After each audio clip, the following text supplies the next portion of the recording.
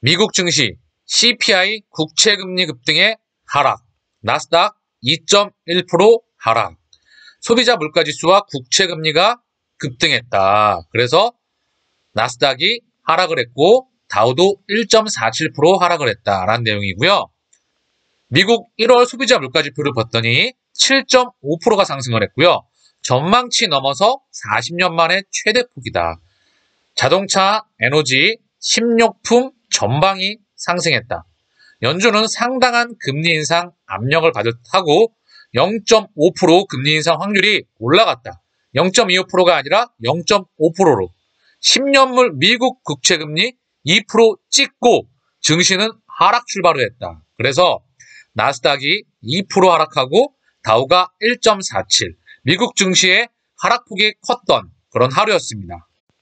자, 그래서 연준이 3월 금리를 0.5% 인상하는 거 아니야? 라고 해서 시장 미국 국채금리가 크게 상승하고 미국 국채금리가 급등하다 보니 당연히 반대편에 있는 자산 가격은 당연히 타격을 받을 수밖에 없겠죠. 그래서 이 말씀 좀 드릴게요. 제가 항상 언급드리는 말씀이지만 미국의 인플레 파이터 시대는 끝났습니다. 디플레 파이터로 저는 생각을 하고요. 인플레 파이터의 시대는 이꼬르 달러 가치의 수호입니다. 근데 2008년도 이후에 그 시대는 이미 끝나갔고 블록체인과 비트코인이 탄생을 했다고 말씀을 드렸죠. 단순히 금융혁명뿐만 아니라 인류를 다른 세상으로 보내는 세상에 들어갔어요. 화폐 시스템의 혁명입니다. 그래서 좀 너무 멀리 갔는데 핵심을 말씀드리면 제가 보는 시황과는 전반적으로 지금 현재 팬데믹에서 엔데믹으로 넘어가고 있고요. 오미크론도 정점을 찍고 좀 하락을 하고 있어요. 그래서 일부 문호를 조금씩 열면서 그리고 관광객들이나 이제 정박히는 선박들이 조금은 풀려나가야 됩니다. 그러면 자동적으로 물가가 급등하는 속도는 조금은 낮아질 거예요. 그래서 시장이 받아주는 것 안에서 금리 상승이 나올 겁니다. 경제가 받쳐줘야 금리를 올리는 거죠. 그래서 본격적으로 실적 상태로 넘어가는 그런 상황이 필요할 것 같고요. 미국이 금리를 5번에서 6번, 7번 올린다? 자산 시장이, 경제가 현재 받아줄 수 없습니다. 그런 시대는 2008년도 이전의 시대예요. 인플레 파이터 시대. 소중한 경기와 자산 시장을 포기하고 금리를 한 번 올리면 끝까지 올려서 달러 가치의 수호를 했던 이꼬르 양털 깎기, 그리고 각 국가의 2008년도 금융위기, 리만 브라더스 사태, 97년도 동아시아 외환 위기, 그리고 유럽발 재장위기가 넘어갔었죠. 2008년도 위기와 갖가지 기타 등등의 10년 위기설이 같은 이야기였다고 제가 한번 언급을 드렸죠. 그래서 화폐, 달러의 가치가 전 세계 GDP 비중에서 24, 23 계속 내려가고 있고요. 그리고 IMF, SDR이라고 하는 통화 인출권이라는 게 있거든요. 이게 세계 통화지표, 통화량의 중심인데요. 달러의 비중이 계속해서 축소가 될 거라는 이야기가 나오고 있습니다.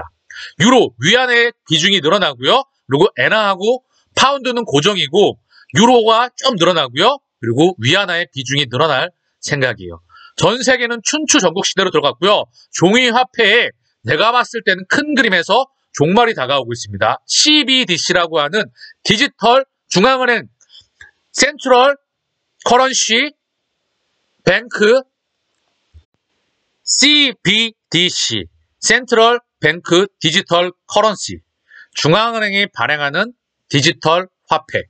이제 가운데 금융기관이 많이 축소가 될 겁니다. 직접 중앙은행이 개인에게 그리고 소매용과 도매용이 있어서 금융기관과 거래하는 창구와 이제 개인들이 직접 중앙은행이 발행한 화폐를 받게 되는 날이 오게 됩니다. 디지털 위안화와 더불어서 달러와도 대한민국도 전 세계가 중앙은행에 있는 그런 국가는 디지털 위안화와 디지털 원화, 디지털 달러와 그 시대가 다가옵니다. 결국 큰 그림에서 이제 단순히 미국 연준의 영향이 아직도 세지만 예전만 하지 못하다. 결론 정리할게요. 그래서 지금 모든 언론이 인플레가 엄청나게 나온다. 연준이 많이 올릴 거야. 항상 되게 모든 외신 그리고 대한민국 언론, 전 세계 대부분의 언론이 연준에 대해서는 3월에 금리 인상 거의 100%다. 금리 인상 합니다. 0.25가 높다 생각을 하고요. 0.5% 만약에 한다. 저는 그런 확률이 매우 낮다고 보고요. 그리고 시장이 받아주지 못한다. 그러면 금리 인상 중단, 연준이 말을 바꿀 것입니다. 그리고 다시 어떤 말이 나올지 지켜봐야 될 것 같고요. 중요한 건 시장이 받아주는 한도 내에서 할 거라는 점이라는 거죠. 이 부분 보시고요. 연준의 금리 상단은 그리 높지 않을 것 같습니다. 인플레가 나오게 된다면 사실 어느 정도 용인할 수밖에 없다. 큰 그림에서 언급을 드리는 거고요. 그리고 또 하나, 미국 국가부채 30조 달러 넘었다. 2년 만에 7조 달러 늘어. 2월 10일이죠. 얼마냐? 무려 한국 돈으로 3경 6,200조 원입니다. 이게 돈으로 평가하기에는 10년 전, 11년 전 GDP 기준 6경 2,000조였어요. 전 세계 GDP가. 근데 미국이 현재 3경 6,200조 원입니다. 금리 인상을 미국 정부가 감당하기 쉽지가 않죠. 그래서 제가 언급드리고 있지만 인플레 파이터의 시대는 끝났습니다. 그리고 이 정부 부채가 늘어났을 때 각국 정부들이 하는 게 있어요. 돈을 막 찍어가지고 돈의 가치를 떨어뜨립니다. 그래서 처음에 따끈따끈한 돈이 10,000원짜리가 10장 있었다고 하자고요. 이때 돈을 빌려요. 그리고 10,000원짜리를 결국 100장으로 만들어가지고요. 이 돈의 가치를 굉장히 하락합니다. 이 따끈따끈한 빌렸던 돈을 100장으로 만들어서 자산 가치를 띄워서 이 자산을 팔고 갚아버리죠. 의도적으로 인플레이션을 일으켜서 미국 정부의 부채를 감소시켰던 사례가 역사적으로도 많이 있었죠. 참고사항으로서 언급을 드렸던 부분이고요. 거듭 언급드리지만 금리 인상 가파르게 연준이 올리기에는 예전과는 패러다임에서 바뀌었던 부분이다. 우리는 시장만 주시하면 되는 부분이고요.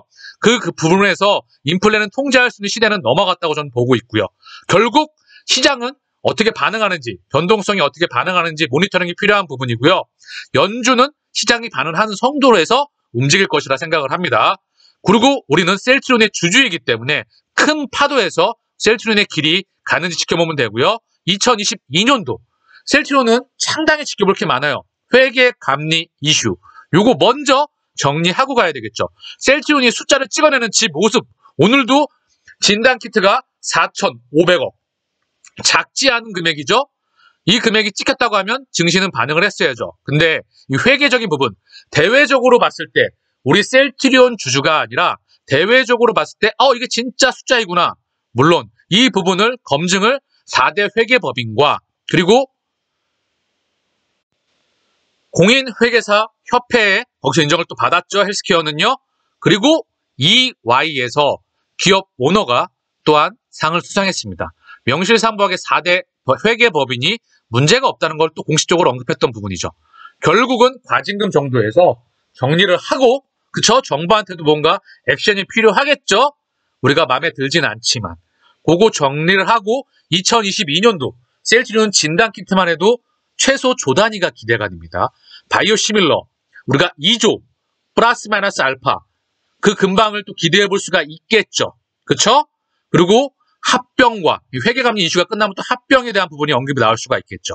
미래는 무척 밝습니다. 근데 주가는 최저점 부근에 있죠. 말도 안 되는 주가죠. 그래서 제가 예전에 봤는데 우리 셀트리온의 이상준 수석 부사장이에요. 11월 3일 날 이상준 수석 부사장 대략 1,000주를 매수했어요. 그래서 지금 주식 수가 20만 7,500원에 들어왔는데 2만 1,400주 변동 주수가 1,000주를 샀다. 2만 1,400주가 들어와 있다. 그리고 셀트리온 헬스케어 김영기 대표와 기우성 대표가 각각 7억과 5억을 잇따라 주식을 매입했었죠. 그리고 우리 사주를 우리 임직원들이 1인당 대략 2,500만 원 수준에서 2,000명의 직원들이 매입을 했었죠.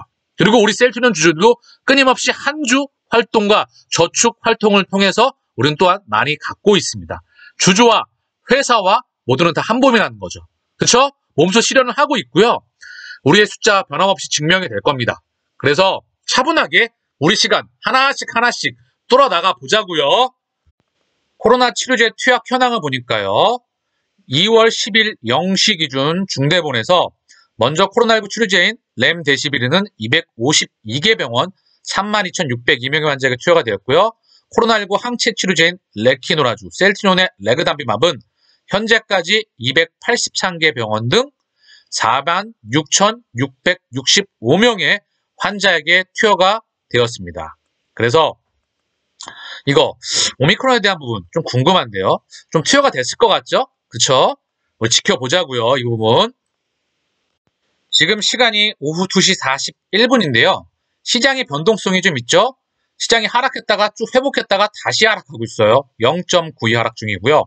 코스닥은 조금 더 변동폭이 크죠? 1.48%예요. 그래서 코스닥도 하락했다가 회복했다가 다시 하락을 하고 있습니다. 해외 증시 한번 볼게요. 셀트리온은 현재 0.9%에서 1.25% 정도고요. 해외 증시를 한번 보면은요. 다우가 1.47, 나스닥이 2.1, S&P가 1.81 하락 마감했고요. 항생이 0.46. 항생도 변동폭이 좀 있죠.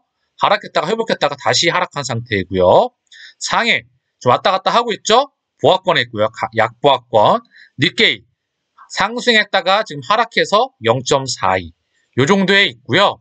전반적으로 연준 물가 상승으로 인해서 급등으로 인해서 미국 국채금리와 상승과 함께 연준에 대한 공포, 이 부분으로 인해서 증시에 대한 변동성이 확대가 되고 있다. 또 지리적인 해외 우크라이나와 러시아와 나토와 미국, 그리고 여기에 중국까지 이런 부분들이 복합적으로 나오고 있지만 핵심은 미국 중앙은행의 움직임이겠죠. 그 부분은 제가 큰 그림 계속 언급드리고 있죠. 저는 그렇게 움직이리라 생각을 합니다. 왜? 이미 2008년도 이후에 미국 양적 완화, 말이 양적 완화지 통화를 계속해서 찍어대는 그 시대는 페달을 밟으면 이제 수거는 쉽지가 않은 부분에 들어와 있다고 언급을 드렸어요. 미 국채까지 10년물까지는 이해하더라도 MBS까지는 매입하면 안 되는 겁니다. 중앙은행이 화폐 타락을 의미한다는 거죠. 앞으로 일본 같은 경우에는 질적 완화, 회사채와 주식을 가지고 있고요. 그리고 한국도 역사상 최저금리, 각국 중앙, 유럽도 마찬가지로 양적 완화 시작을 했죠. 특히 독일은 양적 완화에 대해서 굉장히 막 치를 떨어요. 왜? 마르크화가 휴지덩어리가 예전에 독일 통화가 완전히 휴지덩어리가 됐던 적이 있었기 때문에 고로 종이화폐의 시대가 마감을 해가고 있다. 큰 그림에서 그 다음 세대가 바로 디지털. 계속 제가 언급드리잖아요. 세상은 디지털의 세상으로 0과 1의 세상으로 변해가고 있다. 인공지능과 집단지능, 블록체인과 메타버스와 이런 것들이 융복합되면서 나아가고 있다라고 보시면 되고요. 절대 증시와 이런 부분들이 따로 움직이지 않습니다. 그리고 지금 셀트리온 오늘 진단키트 실적이 나왔는데 움직이지 않아서 좀 속상하시죠? 저 또한 그렇습니다. 그런데 회계 감리 이슈 정리를 하고요. 이 숫자가 계속해서 증가해 나가고 있기 때문에 성장하는 기업은 시간차를 두고 반드시 성장을 합니다. 이 회계 감리 이슈 정리하고 그리고 절대 지치지 마시고요. 편안하게 본업에 몰입을 많이 하세요. 그리고 뭔가 집중할 수 있는 무언가 찾으시고요. 시간만 내 편으로 만들 수 있다면 우리는 반드시 목적지에 도착합니다. 셀트리온에 문제가 없다는 건 주주분들도 다들 알고 계시죠? 임직원과 우리 주주는 회사는 다 하나입니다. 그 부분을 우리 몸소 보여주었고 그리고 회계법인 또한 통화해서 증명을 받았고 그쵸? 그래서 이 부분 정리하고 합병까지 가고 계속해서 회사는 성장해 나갑니다. 마음의 파동에 영향을 많이 받지 마시고요. 긍정의 흐름을 많이 보내시고요. 시간만 내가 올해 부자가 되느냐 내년에 부자가 되느냐 내 후년에 부자가 되느냐 요 차이만 발생하는 겁니다. 결국은. 인생에서 1, 2년은 잘 기다릴 수 있는데 주식시장에만 들어오면 계속 파닥파닥 실시간 계좌 정보가 막 움직이니까 돈을 플러스 100% 났다, 마이너스 40% 났다, 50% 났다, 60% 났다, 마이너스 플러스 50이다, 막 벌었다, 잃었다 이렇게 판단하시는데 그거 허상입니다. 진짜 현금화 시키는 그 시점 제가 언급드리죠. 50% 정도. 그때는 상황에 따라서 성장해서 가치주로 바뀔 때 최소 40만 원 돌파 그 지점까지는 멘탈 관리가 무엇보다 중요합니다. 항상 언급드려요. 투자의 핵심은 바로 멘탈 관리입니다. 개인 투자자는 90% 이상이 멘탈 관리예요. 흔들리지 마십시오.